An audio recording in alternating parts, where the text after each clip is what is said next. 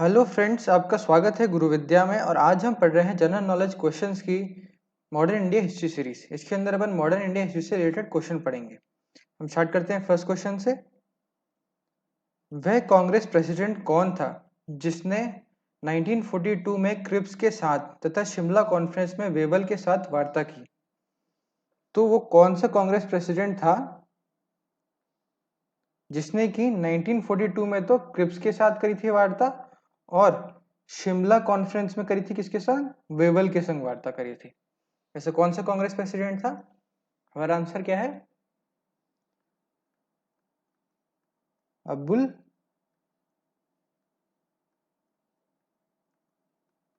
कलाम आजाद। अबुल कलाम आजाद। ठीक है, तो कौन था ऐसा कांग्रेस प्रेसिडेंट? अबुल कलाम आजाद, जिसने क्या किया था क्रिप्स मिशन में, और क्रिप्स के संग बात करी थी, और शिमला कॉन्फ्रेंस में वेवल के संग। ठीक है, अब्दुल कलाम आजाद। आगे चलते हैं। होम रूल आंदोलन के नेताओं में होम रूल शब्द कहाँ के संदर्भ आंदोलन सहर्ष आंदोलन के से ग्रहण किया था? तो जो होम रूल आंदोलन के नेता थे उन्होंने होम रूल शब्द जो था वो कौन से आंदोलन से ग्रहण किया था? कहाँ के आंदोलन से ग्रहण किया था? सदस्य आंदोलन से। हमारा आंसर क्या है? आयरलैंड। जो आयरलैंड का आंदोलन था, सदस्य आंदोलन, उससे किया था होम रूल आंदोलन। ठीक है, कहाँ के? आयरलैंड के। आगे चलते हैं अब हम। ब्रिटिश के विरुद्ध विद्रोही नेता रानी गाइडल्यू कहाँ की थी? जो रानी गाइडल्यू थी वो कहाँ की थी? हमारा आंसर क्या है? नागालैंड की। कहाँ की थी वो? ब्रिटिश के विरुद्ध जो विद्रोही नेता थी रानी गाइडल्यू, वो कहाँ की थी? नागालैंड की थी। ठीक है, आगे चलते हैं नेक्स्ट क्वेश्चन पर। गांधी जी द्वारा मार्च 1930 में डांडी नामक स्थान पर कानून भंग कर नमक बनाने के साथ किस आंदोलन की शुरुआत हुई थी? तो हमारा आंसर क्या है? सविनय अवज्ञा आंदोलन। कौन सा आंदोलन? सविनय अवज्ञा आंदोलन। तो जब वो डांडी पे जब वो नमक बनाया गया था और डांडी मार्च वगैरह हुआ था, उस टाइम पे जो आंदोलन कौन से आंदोलन की शुरुआत हुई थी? वो थी सविनय अवज्ञा आंदोलन। ठीक है, सविनय अवज्ञा आंदोलन की। आगे चलते हैं नेक्स्ट क्वेश्चन पर। असहयोग आंदोलन की वापसी से असंतुष्ट चितरंजन दास एवं मोतीलाल नेहरू आदि ने कांग्रेस के गया बिहार अधिवेशन के दौरान किस पार्टी का गठन किया था? तो असहयोग आंदोलन की वापसी से असंतुष्ट होकर चितरंजन दास और कौन?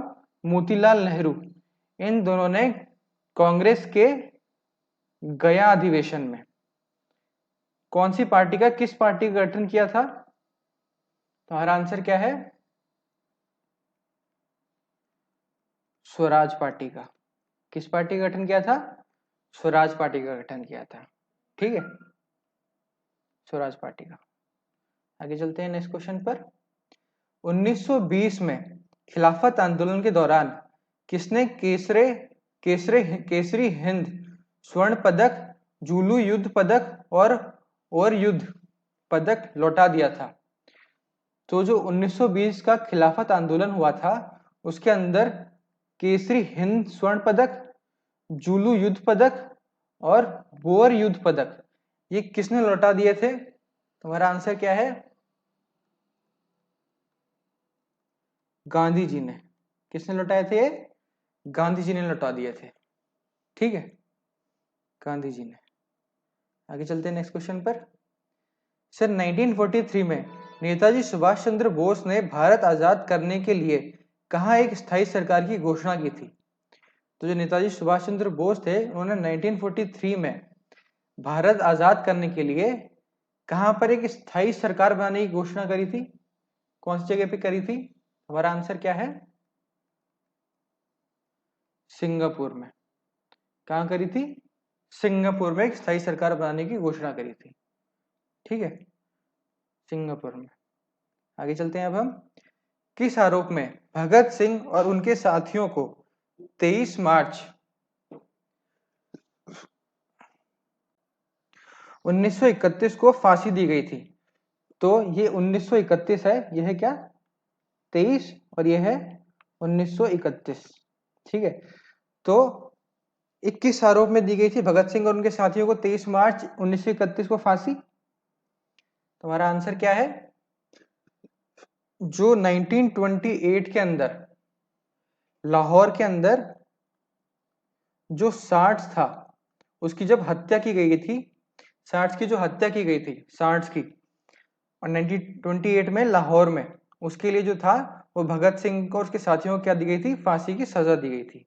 ठीक है, जो सार्ट्स था उसकी हत्या के लिए 1922 में लाहौर में। ठीक है, वर्ष 1922 में लाहौर में सार्ट्स की हत्या के लिए, सैंडर्स की, सॉरी ये सार्ट्स नहीं है, सैंडर्स है ये, सैंडर्स। ठीक है, सैंडर्स की हत्या के लिए। आगे चलते हैं अब हम। कड़े विरोध के कारण 1911 में सरकार को बंग भंग का आदेश वापस लेना पड़ा। यह निर्णय जॉर्ज पंचम के दिल्ली दरबार में लिया गया। यह निर्णय किस वर्ष लागू हुआ था? तो जो बंग भंग का आदेश था वो वापस लेना पड़ा। ठीक है, किसको लेना पड़ा? जॉर्ज पंचम को। और ये निर्णय जो था वो किस वर्ष में लागू हुआ था? तुम्हारा आंसर क्या है? 1912 में। तो 1911 में तो विरोध हुआ था इसका और 1912 में इसको वापस ले लिया गया था। ठीक है, 1912 में। आगे चलते हैं अब हम भारत को विदेशी दासता से मुक्त कराने के लिए खुला संघर्ष करेंगे और आप मेरे कॉमरेड और सभी देशवासी इस संघर्ष में शामिल होने के लिए आमंत्रित हैं। उक्त शब्द किसने कहे थे? तो ये जो शब्द कहे थे ये किसने कहे थे कि हम खुला विद्रोह करेंगे और आप हमारे साथ शामिल होने के लिए आमंत्रित हैं?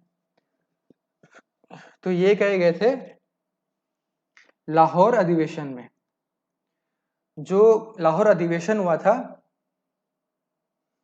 कांग्रेस का, उसके अंदर कहे गए थे ये। और किसने कहे थे ये कहे थे जवाहरलाल नेहरू ने। ठीक है, ये जवाहरलाल नेहरू ने कहे थे लाहौर अधिवेशन में अपनी भाषण के टाइम पे। ठीक है, लाहौर अधिवेशन में अपने अध्यक्ष भाषण के टाइम जवाहरलाल नेहरू ने। नेक्स्ट क्वेश्चन पर आते हैं अब हम। ब्रिटिश सरकार द्वारा भारतीयों से परामर्श किए बिना भारत को द्वितीय विश्व युद्ध में भागीदार बना दिए जाने के विरोध में व्यक्तिगत सत्याग्रह का रास्ता चुना गया। 17 अक्टूबर 1940 को इस प्रकार का सत्याग्रह करने वाले सर्वप्रथम व्यक्ति कौन थे? तो जब ब्रिटिश लोगों ने भारतीयों से बिना पूछे ही उनको वर्ल्ड वॉर 2 में डाल दिया था, ढकेल दिया था, तो उस टाइम पे 17 अक्टूबर 1940 में जो सत्याग्रह हुआ था उसमें सबसे पहला व्यक्ति कौन था? तो हमारा आंसर क्या है? विनोबा भावे। ठीक है, कौन था? विनोबा भावे। जो सबसे पहले सत्याग्रह में बैठा था वो व्यक्ति कौन था? विनोबा भावे था। ठीक है, विनोबा भावे। आगे चलते हैं नेक्स्ट क्वेश्चन पर। जब सरकारी सेनाओं ने जलियांवाला बाग में एकत्रित निहत्थे लोगों पर गोलियां चलाई तो यह घटना जलियांवाला बाग हत्याकांड 1919 के रूप में सामने आई। बाग में एकत्र लोग किसका विरोध कर रहे थे? तो जब जलियांवाला बाग हत्याकांड हुआ था उसमें लोगों पर जो निहत्थे लोगों पर जो गोलियां चलाई गई थी ब्रिटिश सरकार द्वारा, तो उस टाइम पर जो लोग थे वो किस चीज का विरोध कर रहे थे? तुम्हारा आंसर क्या है?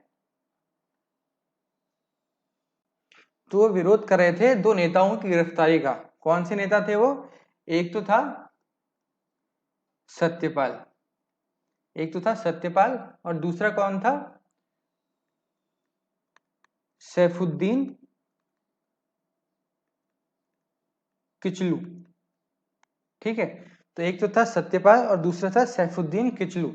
इन दोनों की गिरफ्तारी के विरोध में जो था वो लोग वहां पे प्रदर्शन कर रहे थे जब उनको गोलियों से मार दिया गया।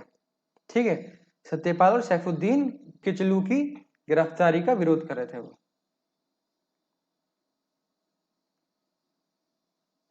आगे चलते हैं नेक्स्ट क्वेश्चन पर।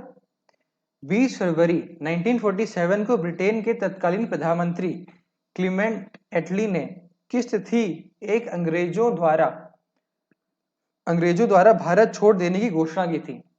तो उन्होंने किस तिथि को करी थी अंग्रेजों द्वारा भारत छोड़ने की घोषणा? हमारा आंसर क्या है? जून 1948 में। कब भारत छोड़ने की घोषणा की थी उन्होंने? जून 1948 में भारत छोड़ने की घोषणा करी थी उन्होंने। ठीक है, क्लीमेंट एटली ने जून 1948 में। आगे चलते हैं अब हम। सरदार पटेल के नेतृत्व में बारडोली आंदोलन कब हुआ था? जो सरदार पटेल थे उनके नेतृत्व में जो बारडोली आंदोलन हुआ था वो कब हुआ था? हमारा आंसर क्या है? 1928 में। ठीक है, कब हुआ था आंदोलन? 1928 में हुआ था। आगे चलते हैं अब हम। इस वीडियो का लास्ट क्वेश्चन है।